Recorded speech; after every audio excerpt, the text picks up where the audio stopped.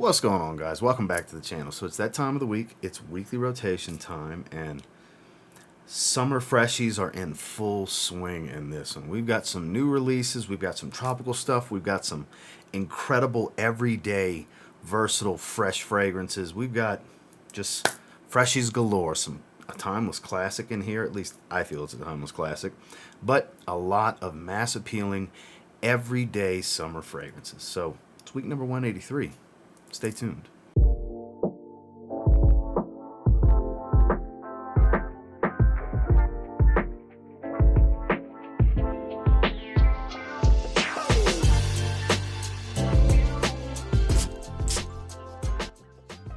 Starting off on Sunday, we're coming in hot with a great release from last year that, you know, a lot of people, this is their favorite in the line. We're talking about the Acqua di Gio line. This is Acqua di Gio Eau de Parfum. So I went through a decant last year and kind of took my time getting a bottle, I guess you could say. Well, I finally have a 75 ml now. And I have to say it was an absolute pure joy to wear this one recently in this past week, obviously. Because it's been, shoot, that decant's been empty for 6 to 8 months range. So it's been a while since I've smelled it. So it was kind of a rediscovering in many ways, and I like it even more than I did when I had the decant. Sometimes it's just a different wearing experience versus a small 2 to 3 ml decant. Sample size versus full wearings, big sprays from the retail bottle. You get a lot of green, orange, mandarin orange here, as well as a lot of aquatic tones. Not a whole lot of florals here like you found in a Senza, but there's a greenery, but it's super aquatic, a little soapy, just very well composed. I mean, in many ways, it's kind of like the original mixed with Profondo, because you get the orange and the aquatic tone of Profondo with a lot of the, the greenery and that cologne smell from the original. It's just, like I said, very well composed. Kudos Alberto Maria's performance is great on this one. It's a must try. If you're a fan of the line, you absolutely must try Acqua di Gio Eau de Parfum. Then when I got the shower, it was time for a good shave, so I reached for my shave set for Zaharoff's signature Tabac. This is the aftershave splash, and of course, I gave myself a few sprays of the fragrance. While not the best summertime fragrance, this was out the shower lounging around in the evening. Had a good, kind of a private spa-like experience with traditional shaving. That's one of the reasons a lot of guys love the traditional shaving. It's like having your own spa in your bathroom. And lathered up the soap, did my thing shaving, splashed a bit on my neck and my head and everything, and just beautiful aroma that comes from this very aromatic, slightly sweet, slightly boozy, very woodsy type of tobacco, leafy type of feel. And I always give myself a few sprays of the fragrance when I have the associating fragrance with the shave set. Just a beautiful experience, absolutely worth trying. Out the shower, Zaharoff signature Tabac. A timeless classic. It came out in the early 90s, if I remember correctly.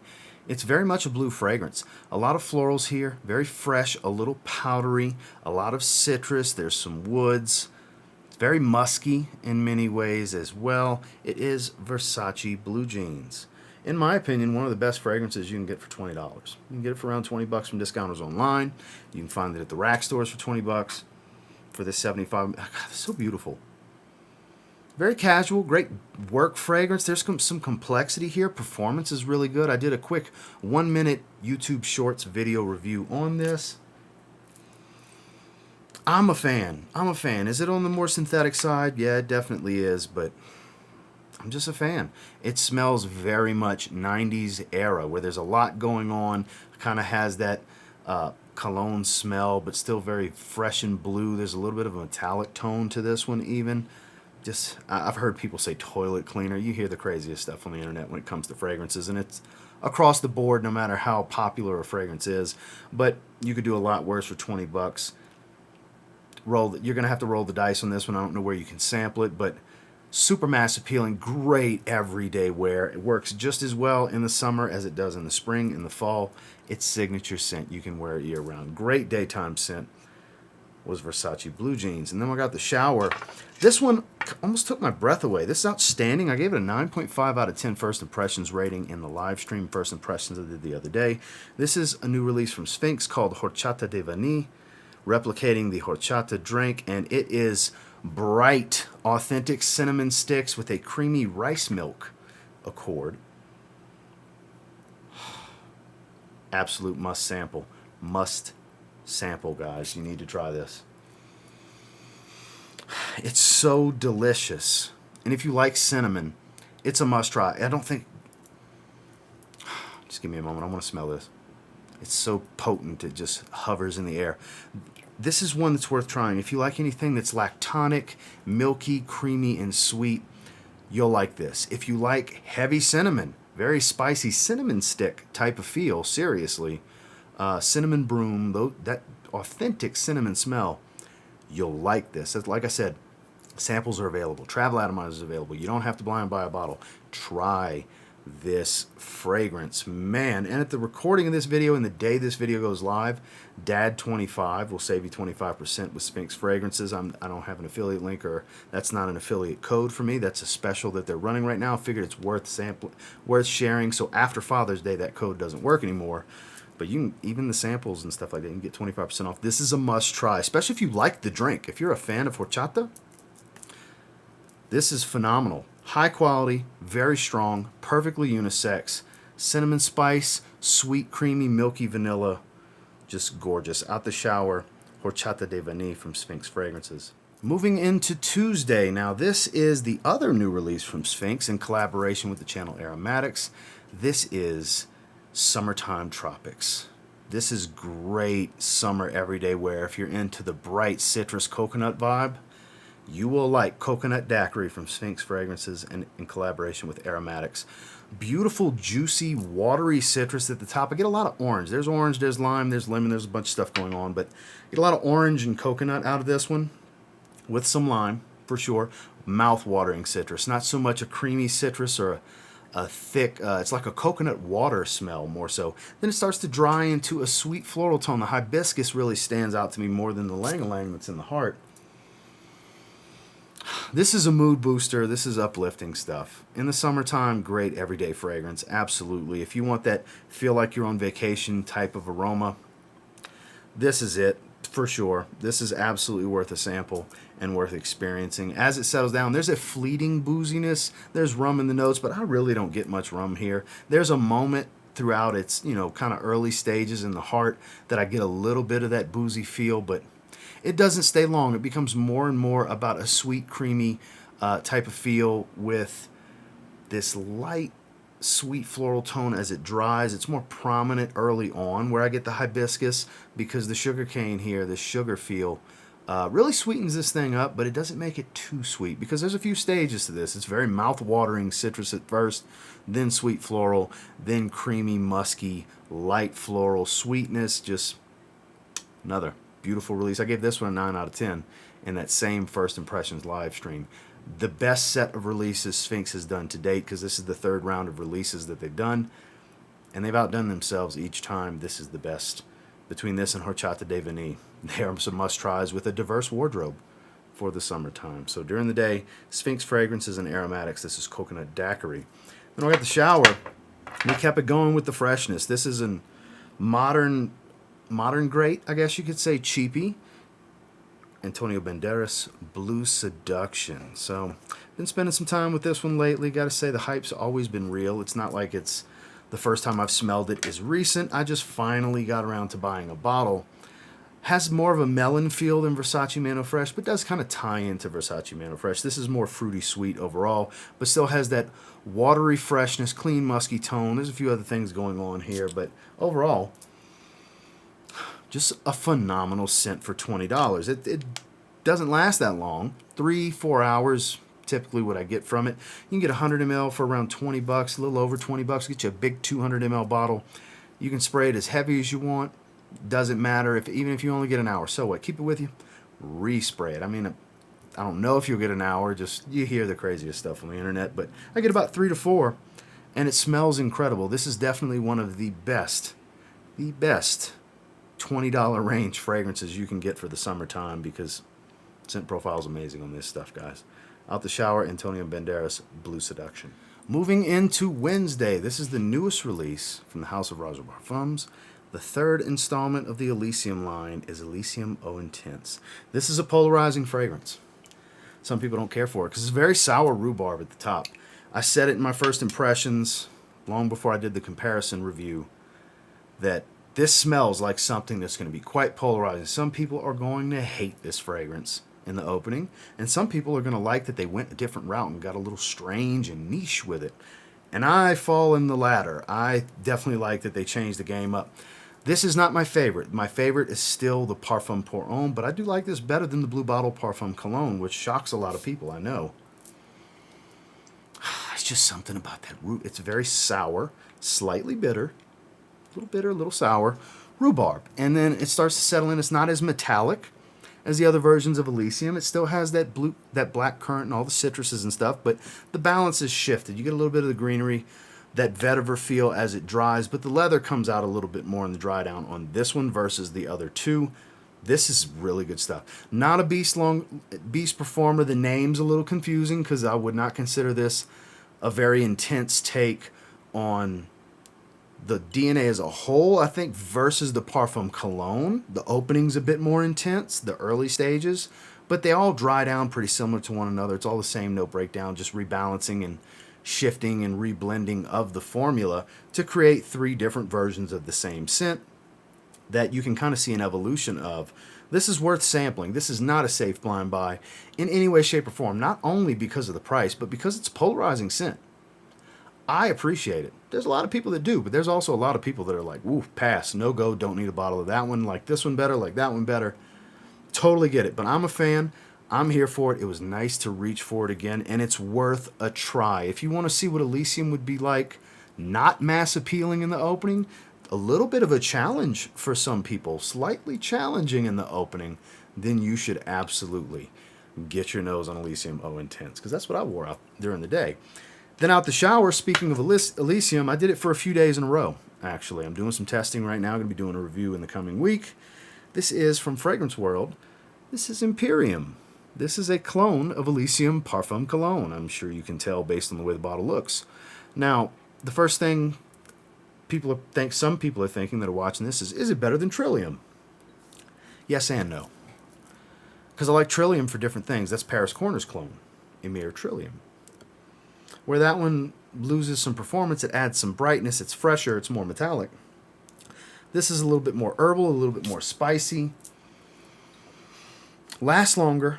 I don't find it to be as loud. Like, there's trade-offs here. I'm actually glad that I have both, which kind of eliminates the need for a battle video, but I got to tell you, I've been digging this one. I've worn it the last handful of nights, or close to a handful. Performance is average. It's not a whole lot better than Trillium. I get about 4 hours out of Trillium with an hour projection. Here I get about, same thing, about an hour projection. And I get about 5-6-ish hours of longevity. But for the money, cool with it. This is kind of a bottle extender, kind of how I treat Trillium if you have Elysium Parfum Cologne. And let's say you don't get the best performance out of that one, as a lot of people complain for that to be the case with them.